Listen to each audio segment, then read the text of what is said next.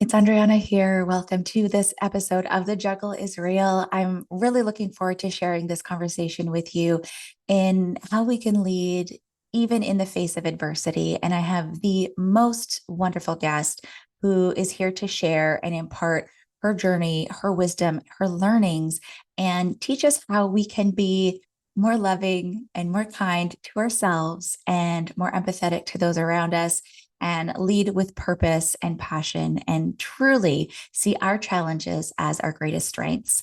Anne Mok is a fearless advocate. She's a TEDx speaker and a blind storyteller. And she is reshaping the narrative of a purposeful life, defying odds with resilience and determination. She truly has had such an inspiring journey and is a beacon of hope as she navigates life challenges with unwavering courage. She is committed to making a positive impact and she illuminates lives, demonstrating that greatness knows no boundaries. She has embraced her blindness and a chronic illness to rewrite her own life's path. As a mom of three children, she inspires others to embrace their unique stories and voices, and she forges connections and fosters inclusivity, overcoming barriers with a remarkable ability. She's a proud Jilly Academy alumni, and she really credits the Academy for providing her with the knowledge and the tools to grow. She's also active on social media, leveraging her influence to bring education and awareness to the blind community, advocating for their rights. Her story is truly one of triumph, resilience, and the transformative power of embracing your identity, leaving an undeniable mark on the world. I can't wait to share this conversation with you. Let us dive in right now. Hey, I'm Andryanna, and this is the Juggle is Real podcast. As I share my ongoing journey from experiencing burnout to leading a more mindful and intentional life with better balance, I hope you feel seen, that you realize your worth, lighten your load, and prioritize your own needs. As we hear from leading experts and well-known faces in the wellness, entrepreneurship, education, and motherhood space, I hope you gain insights, proven practices, and learn actionable tools to help you enjoy the juggle of work, family, and everything in between with a little less stress and a lot more ease, joy, and fun. Most of all, I hope you find what you need to simplify, streamline, and supercharge your own journey of better balance and self-love. Are you with me? Let's get started.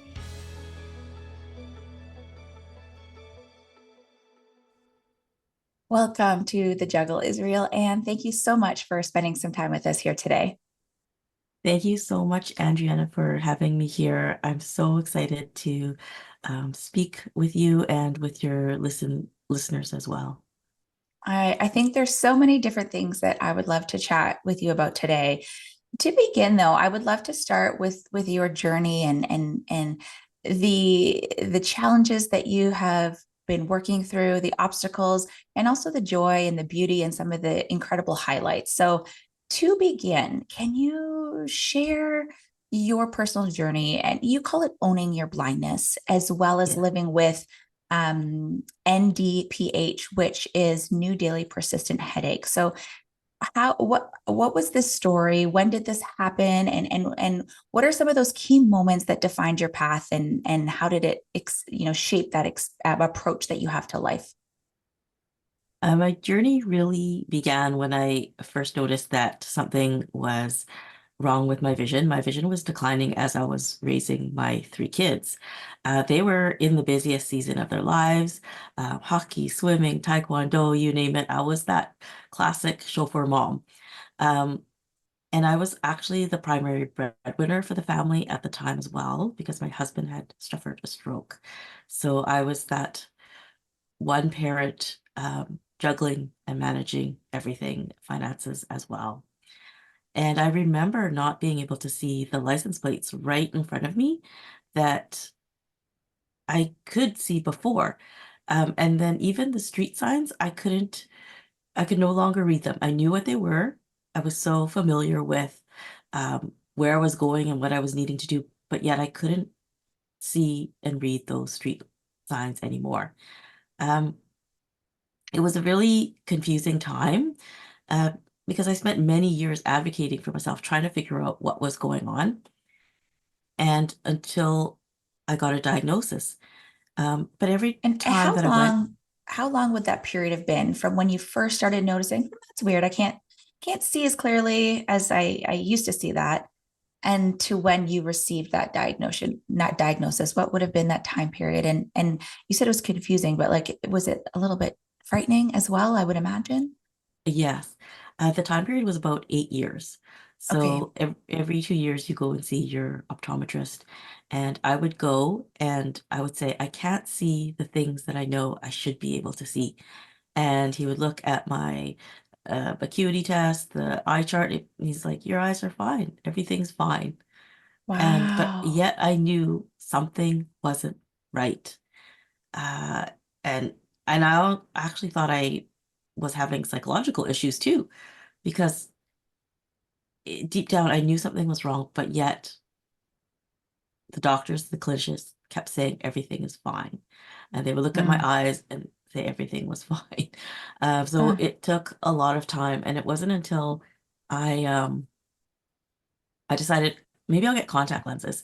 If I put them like maybe right towards my eyeballs, maybe I could see better. But it actually made my vision far worse. And so mm, that's when I went back and I said, this isn't helping. And the optometrist said, okay, we'll send you to a retinal specialist and get you checked out. And that was the first time that someone said, I believe you. And that um, helped me. And so from there, it was another 2 years before we got the final diagnosis. And I was diagnosed with something called cone rod dystrophy, which is an inherited retinal disease. mm. And so was there a genetic history for you? Are there Um, other people in your family who had that you knew of? there, there's no one that I know of that has it. But Wow. we go when we go back into like my culture and heritage, we don't talk about disability. We don't Mm, talk about if there's issues. So if it was in a previous generation, they likely didn't say anything. Um, but I also recognize that my life was much busier at that time for me to notice these huge changes, and to be able to say something isn't quite right because I was managing and doing everything at home. wow.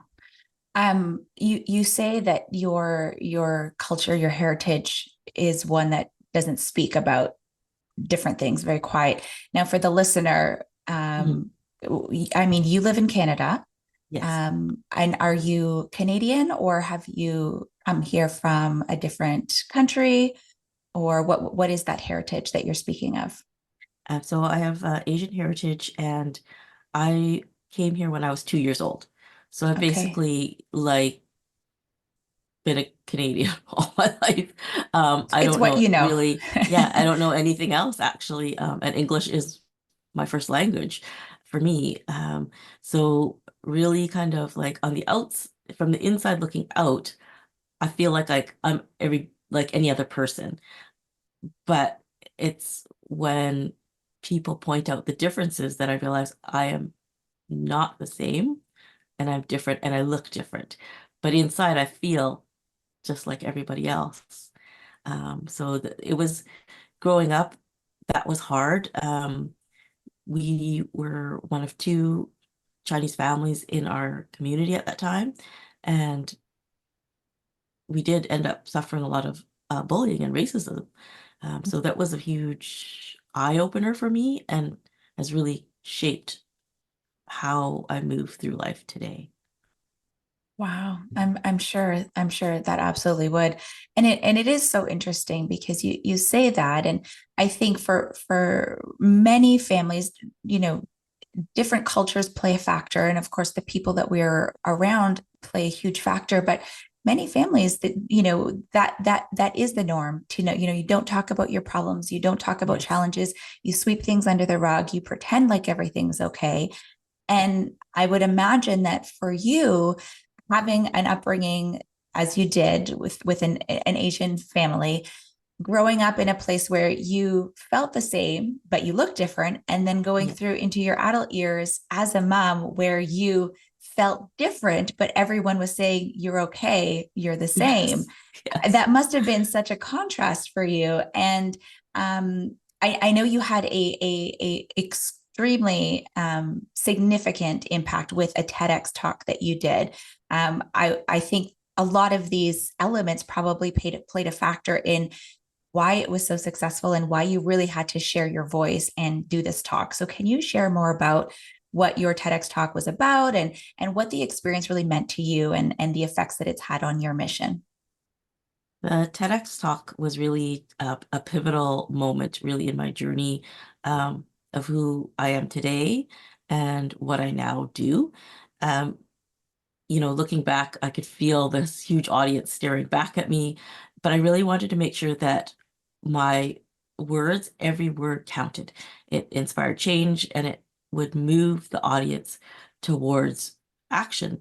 And so when I spoke about owning my blindness there and embracing my Asian heritage, it's it's how I now see the world, and that I don't want anyone else to ever feel same things I did. So I really feel that it's important through um, storytelling and lived experience to show education and awareness at that time. I've, and it's most, at that time, it's most people that will say, oh, that makes sense. I didn't know, and now they have a greater understanding.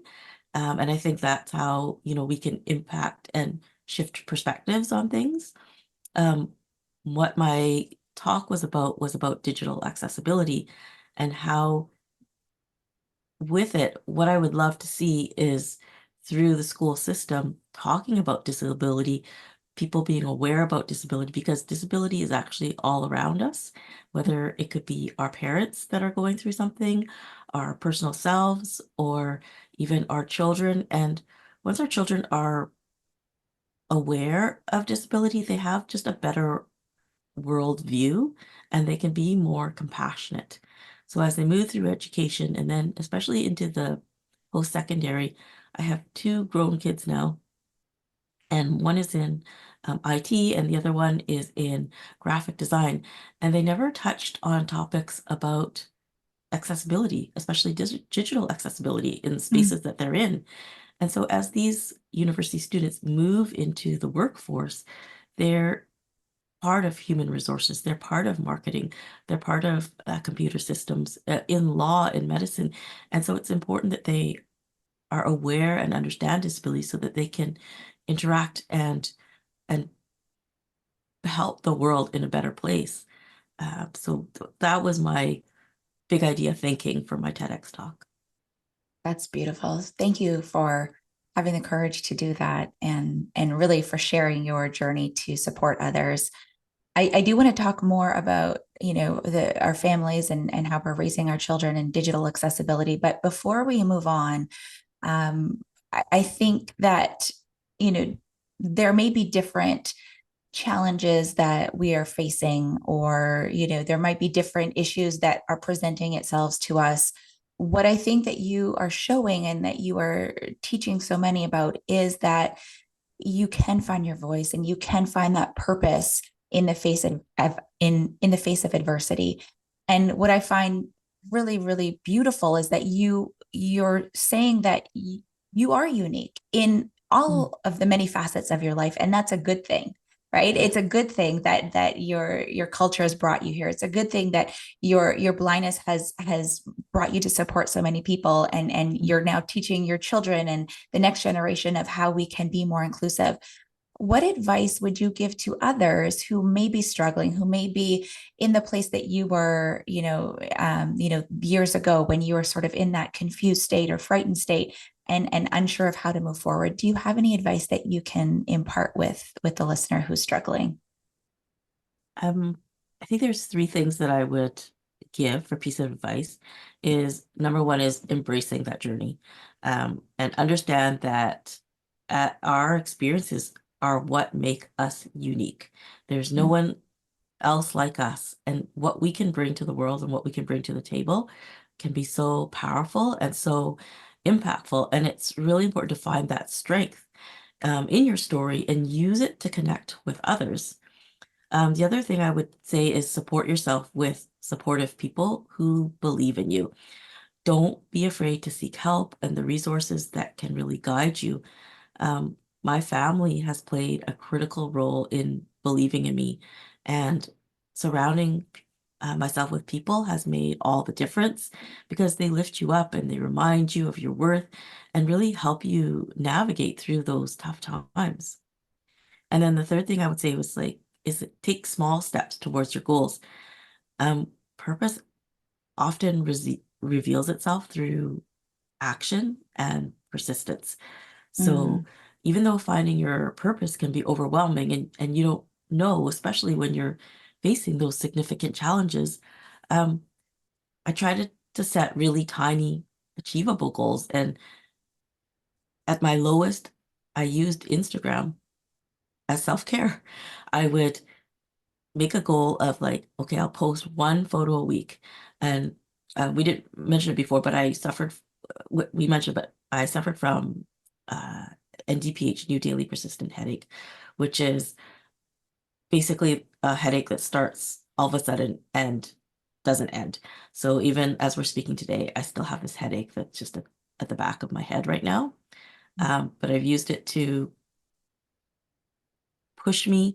Um, and then even like, because there was a time I couldn't even get out of bed or take a shower. So posting that one photo, I would motivate myself to take a shower, wash my hair, put on some makeup, feel better myself, and then take that one photo. And then that would be it. That'd be my rest. And then the next day I might do the caption for that photo, and then I'd rest. And then the next day I might do some editing, or I'll spend another day engaging with the audience. But really just taking it to small, small, tiny steps and not overwhelming myself, and then balancing rest days in there for myself. So those are the three things that I would say would be the most helpful and my advice for um, finding yourself. so we can embrace our uniqueness, find that support in many different areas, and take small steps forward, and Yes. those bite-sized steps, because they still take us forward, right? We're still moving in that direction, which is so beautiful. I love that you are mentioning your children, and you have three kids. You say two are now adults, and Yeah. when you first noticed, like you said, your vision was declining, they were very young. Mhm. You were taking them everywhere. You were the classic mom of, the minivan mom, whether it was in Yes. a minivan or not. But Yeah. I would just want to think about this a little bit more, because as a parent, it's already a very busy time with a lot of challenges to just get everyone to everywhere when they need to go. So what was this like for you from that perspective of the mom, the breadwinner, and, wanting to be everything and everyone to your kids? I literally felt like the world was crumbling all around me, and I was running around trying to hold up all the pieces to keep them from falling, and literally, trying to just keep a roof over our head, uh, be a caregiver to my husband, um, be be a parent to three kids who are all amazing. But you start to wonder, it's I felt like pieces of me were dying away, actually, because I was just putting everything into everyone else and not myself. And it worried me many times when I would go to my son's hockey games, and I couldn't see what was happening. And so I would just kind of follow what the other hockey parents were doing. Whenever it was time to cheer, I would cheer, and things like that. So there's a lot of thoughts that went through me, like, how much longer will I be able to see? What more am I going to miss? Are there things that I'm not going to be able to do? But every day you're just trying to put one foot in front of the other, just trying to survive. And I think the point that I finally realized that I could be a better parent is letting go of all that weight and that stress, and for a long time I was hiding my disability because it was so hard to explain to others where you can see but you can't see, and nobody around me knew that I was going through this vision loss. And I, would have to depend on other parents to help drive and carpool my kids, um, and then finding outside help to help my kids with their homework as they got into, their later years of high school. There's no way I can do like, I don't know, trigonometry or anything like that. So really looking for those outside resources and help. But because I was hiding it so much, it was such a huge, huge weight. And it wasn't until literally everything fell down around me when I was diagnosed with NDPH and I had to stop working, and everything came to a head at that point. Um, it was a very, very low, low point, but rising up and embracing who I now was and helped me figure out who I was really meant to be. And that has really helped me to embrace where I am today. It now correct me if I'm wrong. You were a nurse when you were working when your children were younger? I was a nursing assistant in a Okay. fertility clinic. Okay. Okay. Yeah. So yeah, a very, fast-paced, busy career. Yes. And I mean, we speak of mom guilt, and it makes me think, some of these things that we feel bad about. This is, how you must have been feeling would be on a whole other playing field. But knowing the love that you had for your children and have for your children, and being able to let go and embrace, I feel like that would bring with it a sense of freedom. Is that correct to Yes. say? A great, great sense of freedom. With my vision loss, I had been very proactive about going to CNIB, getting help, getting counseling. Like I knew the logical things. And then I even took classes for orientation and mobility, which is how to use the white cane. But when it actually came down to it, I refused to use it. I would Mm, hide it in my backpack. I wouldn't take it out when I was close to the office or work. I would wait till I was far, far away where no one would know who I was. And then I would like practice using it. But there was this like, it was this, love-hate relationship with my cane. Um, and a lot of it is because of the stigma that's attached with it. And so it wasn't until, um, I hit rock bottom that I realized I needed to start using it. And it was important for me to show representation that yes, still you can still rock it even with your white cane. Yeah. absolutely. And it's interesting that you say that, because the word that was coming to me as well as you were speaking was stigma. But when I look at you and I follow along in your journey and on Instagram and seeing you at events, like I just see this like beautiful, like very poised, you know, fashionable, like absolutely stunning person. And yes, you're holding the cane, but like, Yeah. I don't know, it just seems like a beautiful accessory that's, supportive. And I think a lot of us, we do have these worries or these stigmas. Oh, I can't do this because, or what would that one person think? Or it makes me feel less than. But owning it, like you are truly owning your blindness Yeah. and serving people through your mission and advocacy. I mean, it's such a beautiful, beautiful representation of how you can be unique and embrace, as you've said, whatever your challenges are. Hmm. So I want to speak a little bit more about your kids, and then how we can support our children in creating, more inclusive spaces, especially in the home.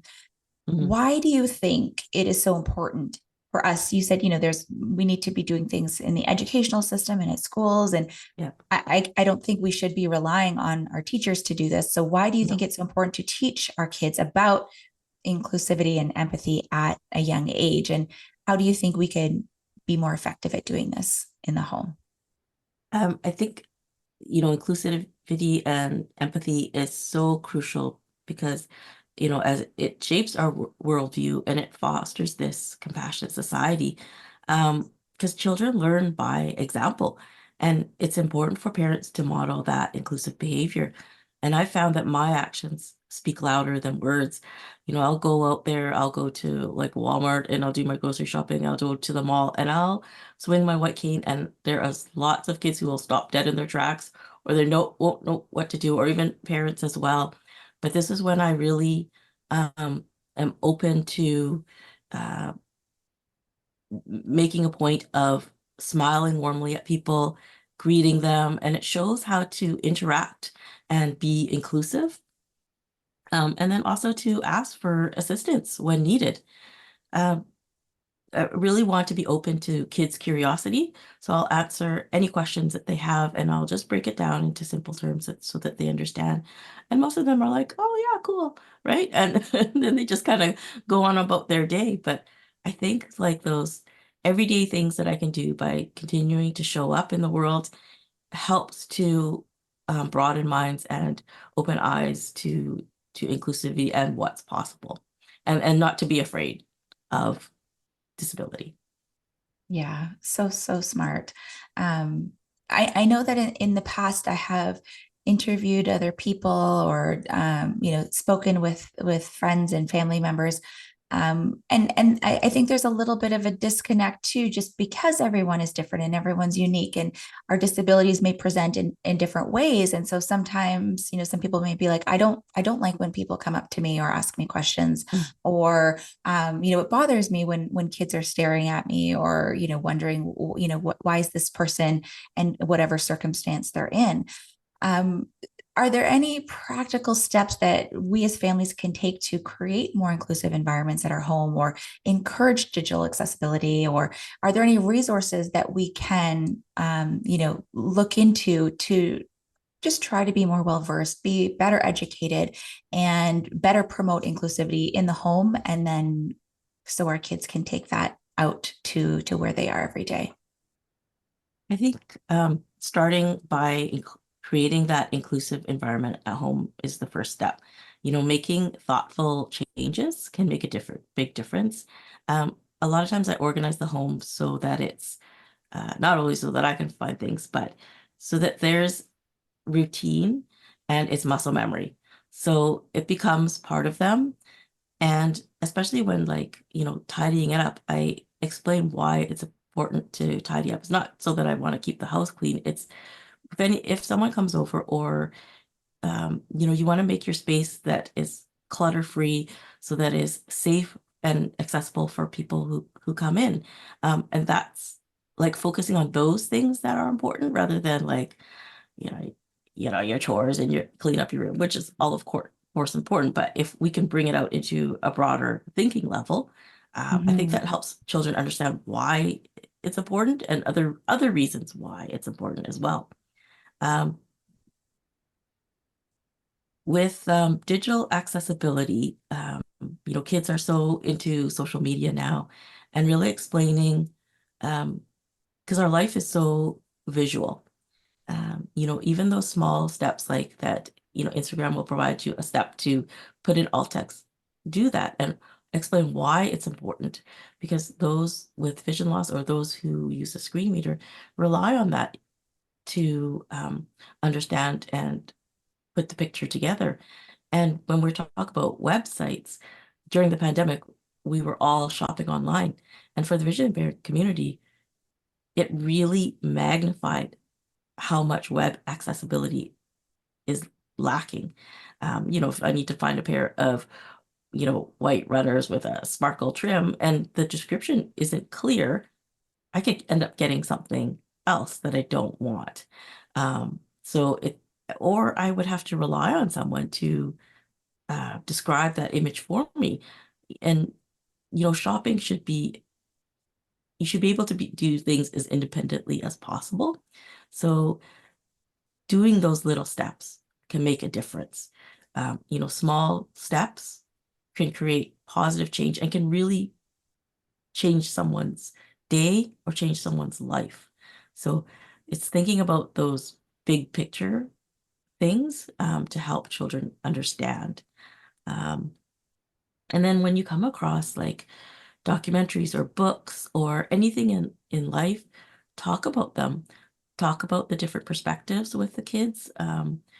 Talk about, you know, being more empathetic and compassionate towards others because we never know what's going on beside someone's life and their day. And it's one thing I always say is just lead with kindness when it comes to asking questions or being curious. Always just be kind. And I think that will help make a more compassionate and inclusive world. Absolutely. And it really does start with us. We are our biggest role models for our children. Um, Even with something as what some may think is so simple, posting on social media, you noted that at one point it was your mode of self-care to really pull Yeah. yourself out of a funk and do these small things, but maybe take us through something as simple that we might take for granted, like scrolling through social media. What are some things that we can do that would make it more accessible for those who might be using a screen reader or who, might rely on something like alt text? Can you walk us through that process of what we can do in, very easy and simple ways that would make such a difference to someone who is living with a disability? Yeah. Definitely number one is alt text. And so when you go into Instagram and you do your post or your photo, um, I, there's accessibility features at the very bottom, and then you can write in your alt text. And alt text is just really just a simple description because there's only so many characters that are allowed. So make it just clear and simple. Uh, a woman walking with her dog in the park. Right. So that would be the first basic one. The second one would be image descriptions. And I would say that has the power to reach so many people, not just the visually impaired community, but those who have autism, dyslexia, who are colorblind. And those words can be translated into other languages. So that has a power to reach so many people who are on different levels of disability with neurodivergence.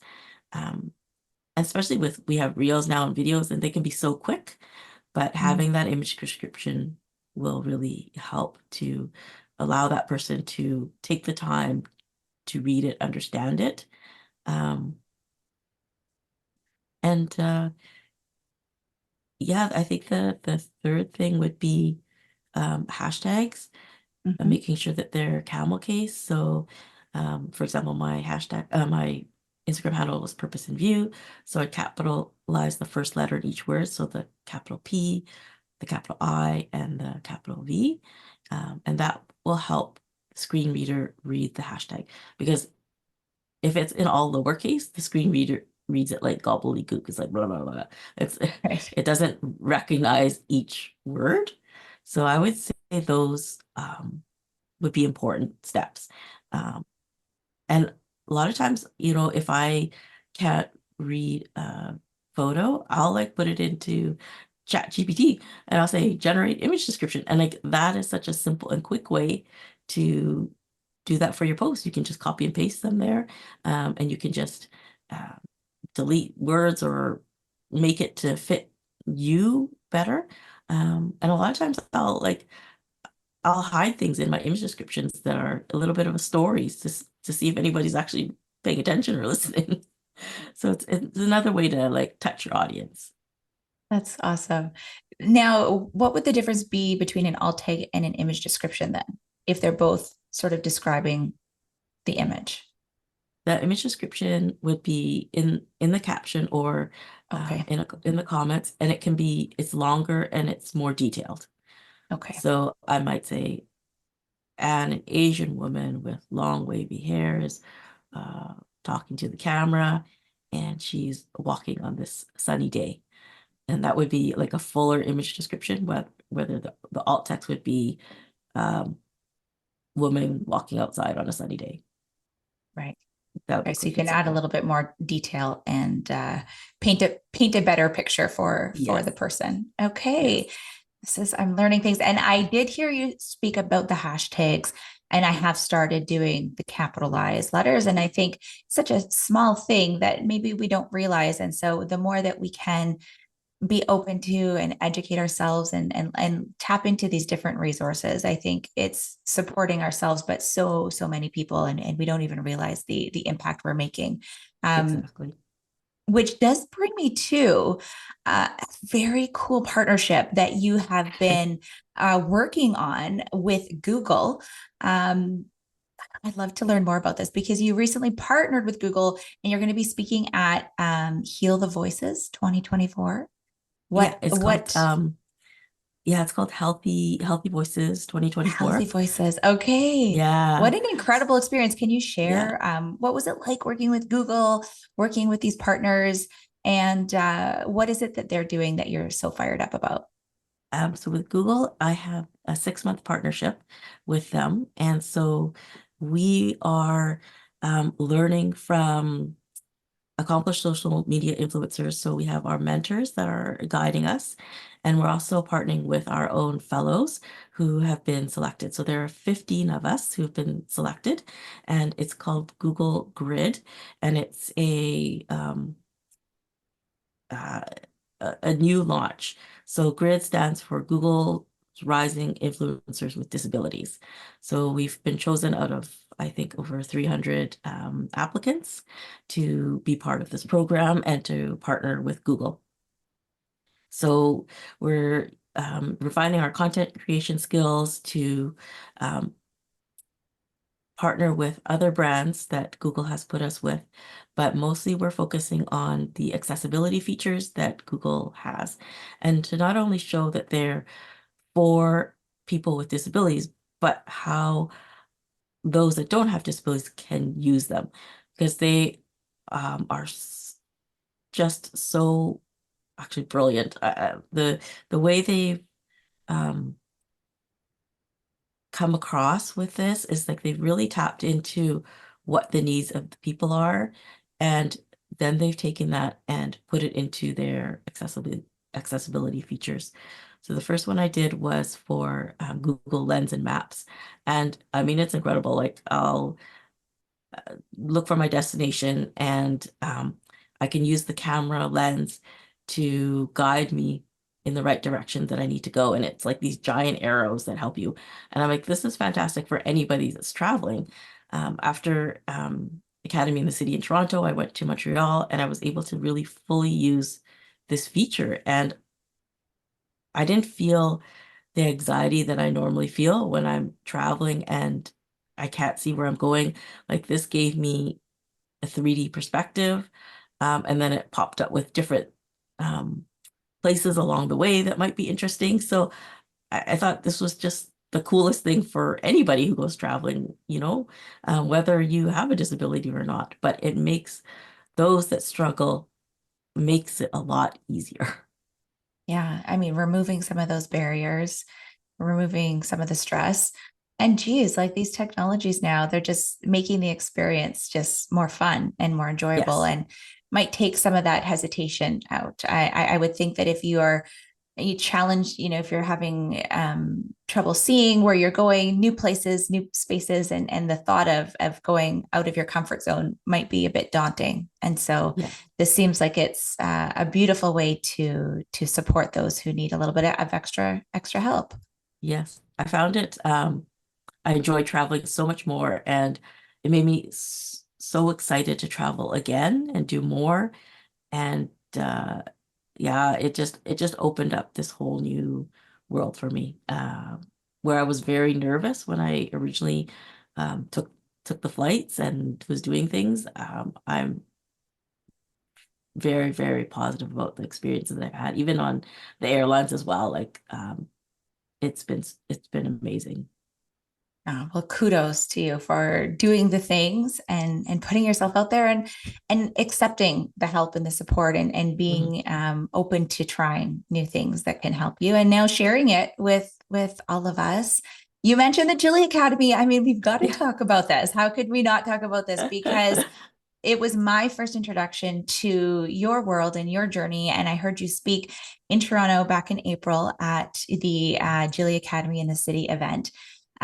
You are a proud Jilly Academy alumni and alumna, I guess is how you would say it. But how is this the experience of first going through her program, then being asked to speak and meeting all these people and getting up on stage? How has this experience influenced your personal and your professional growth? Being part of the Jilly Academy has been uh, hugely pivotal for me. Um, when I first started my Instagram, I I love Jillian Harris and I love her feed, but what I really love is how her feed puts vision and storytelling together. And that's something that I felt like if I'm going to reach this audience, I need to stop the scroll. So I need to figure out how myself as a visually impaired person, how am I going to post these photos and images so that it stops the scroll, but I can still get a message across. And so I joined the Jilly Academy as soon as it opened up. And the first course, the brand strategy, is my favorite. And it really gets down to your why and your North Star and setting those BHAGs, those big, hairy, audacious goals. And I remember filling them out. And um, it's interesting looking back at how many good things have come out of it. But whenever I get kind of lost or I'm not sure or I have imposter syndrome, I go back and I go through the brand strategy again and I go back and I focus on my why. And that's what keeps me motivated and keeps going. And it was actually the 1 year anniversary. There was they had a little contest about uh, speaking in 1 minute about what the Jilly Academy has meant for you, and actually end up winning that. So, Oh, and my part of my prize was having a one-on-one mentorship with Jillian. So in wow. that one-on-one mentorship, I talked to her about, I've come so far so quickly, but to, I want to use my voice to make a Mhm. difference. And so we talked about speaking, and she had connected me with various people, and one of them was wine, women, and well-being. And so that's where I had my first talking speech. And it was after that that I was on this like kind of crazy high that I decided to like apply for a TEDx. And I just thought, Oh, I just want to know what it's like. Not really, I don't think anything's gonna happen, but I made it. I kept making it through each step. And then I was like, oh no, what am I gonna do now? I'm gonna come up with a talk. But it has really transformed my growth. And even at the 2nd year anniversary, I did speak as well over Zoom. And then now, just recently in April, to be able to be on stage um, as one of the panelists was, an incredible opportunity. And I credit so much of my growth not only to the Jilly Academy and Jilly Harris, but the community. It's the community who is so positive, they're embracing, and everybody cheers each other on. And I feel like that is the biggest thing. And then even going into Toronto, meeting so many incredible women and their wives and learning about their stories, like just fuels you up so much. And then getting to meet the small businesses. I think it's so important that we support them and getting to meet them as well and just have those personal interactions makes such a big, big difference. And you can keep having this ripple effect even long after the academy in the city is over. oh yeah. I mean, I was on cloud nine just being in that room and feeling the energy. It was incredible. What you're saying really just comes back to those three things that you're sharing with the listener, like embracing your uniqueness, right? Mm. Like taking those small steps and finding that support, that network. And I mean, if it wasn't for just clicking to join the Jilly Academy, doing the courses, right? Doing that 1 minute pitch, just like Yeah. these little things. And we always think, oh, it can never happen for me, like what are the chances of me doing a TEDx talk? But Yeah. like these small things that we do every day, as simple as getting up and taking a shower. I mean, Yes. the impact is so profound, and you are such a beautiful example of this. To wrap up and in closing, I mean, I would love to know what final thoughts that you would like to impart with the listener, but if we are looking to maybe build or maintain our own network of whether supportive friends or family members or colleagues, or a business network, or you know what can motivate us to take that small step forward, or if we are facing our own unique challenges, what advice do you have, or what final thoughts can you impart with us as we move on with our days? So my final thoughts would be definitely to embrace your journey and remember that your challenges actually are your greatest strengths. And that is firsthand from my own experiences too. And the challenges are not just obstacles, but they're where the opportunities where you can grow and you can learn and you can actually become stronger. And now as my kids are adults and they come to me, like they say, Mom, you're the strongest person that I know, it hits so hard because I'm like, all those tough times, like they were all steps to building resilience, um, and showing my kids that to be adaptable and to be resilient as well. Um, I think always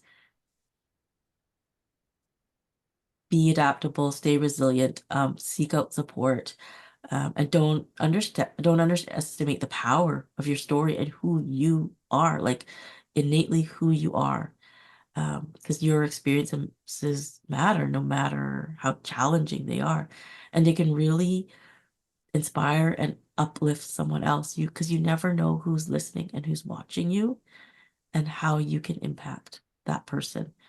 Um, Another thing is inclusivity and empathy. They're the key to building a better world, and that small actions, no matter what they are, they make a difference.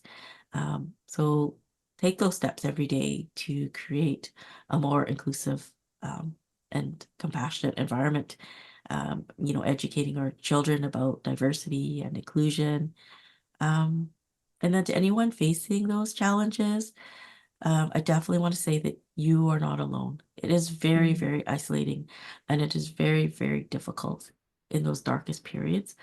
But remember that your journey, with all its ups and downs, is the testament to your strength and resilience.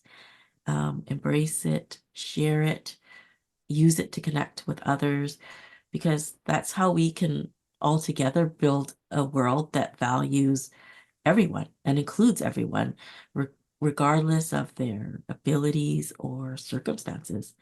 And then just commit to taking small actions every day. And I think that's how we can enrich our own lives and really contribute to this world. Um, Everyone wants to feel seen, valued, and heard. And so that's something that we can all do to help. Absolutely. Your challenges are your biggest strengths. I love Yeah. that. I'm so grateful that we had this conversation, Anne. Thank you so much for sharing with us. How can we follow your journey? How can we get involved in your advocacy work and support the causes that you're passionate about? Where can we find you? On Instagram, I'm at Purpose in View, and I use the same handle for TikTok, but I'm not on there that much. But my main is Instagram. My website is purposeinview.com. And on my TEDx, it's titled Blindsided by Anne Mok. And I just put out a chapter in a book with a group of other amazing women. And so you can find that in my link in bio for Instagram as well. And I'll be heading to Princeton University this September to talk at Healthy Voices, and that's a an advocacy conference where over 100 advocates gather together to listen and learn from each other. And I'll be presenting on the main stage with another wonderful partner. Her name is Rishika, and we're going to talk about accessible advocacy. Amazing. I'm going to put your TEDx and these links to where we can find you. They'll all be in the notes for this podcast episode.